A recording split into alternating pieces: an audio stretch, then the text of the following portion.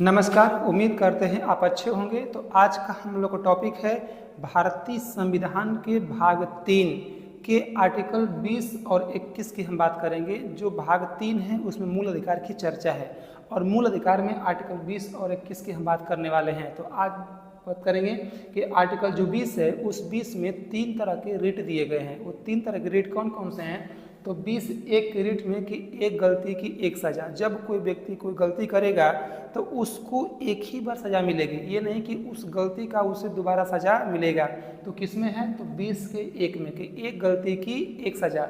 दूसरा रेट में है कि सज़ा उस समय बनाए गए कानून के आधार पर, जो उस समय नियम कानून बना था उसी के आधार पर व्यक्ति को सज़ा मिलेगी, ना कि बाद के नियम कानून के आधार पर। किसमें?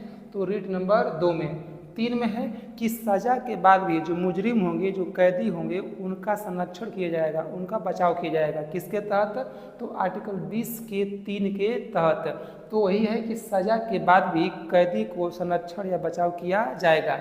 नोट में है कि जब तक किसी व्यक्ति को जो न्यायालय है वो दोषी करार नहीं देगी तो हमारे और आपसे कहने से वो व्यक्ति दोषी नहीं बन जाएगा।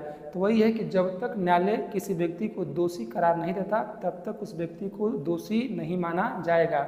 आर्टिकल 21 में है, इसमें प्राण एवं दैहिक स्वतंत्रता दी गई है, यानी व्यक्ति को जीवन जीने का अधिकार, मरने का अधिकार नहीं है। किसमें? तो आर्टिकल 21 में। इसी में है निजता का अधिकार, यानी आपकी प्राइवेसी को, आपकी कुछ बातों को दूसरा कोई व्यक्ति उजागर नहीं कर सकता। किसके तहत? तो आर्टिकल 21 के तहत। आर्टिकल 21 के क में है कि इसमें 6 से 14 वर्ष के बच्चों को निःशुल्क प्राथमिक शिक्षा देने का अधिकार दिया गया है। किसके तहत? तो आर्टिकल 21 क के तहत। इसको 86वां संविधान संशोधन 2002 में इसे संशोधन करके भारतीय संविधान के मूल अधिकार के अंतर्गत इसे रखा गया।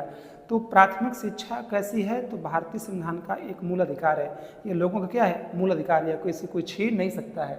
इसमें नोट है कि आर्टिकल 20 और आर्टिकल 21 को आपातकाल के दौरान भी सरकार हम लोगों से छीन नहीं सकती है।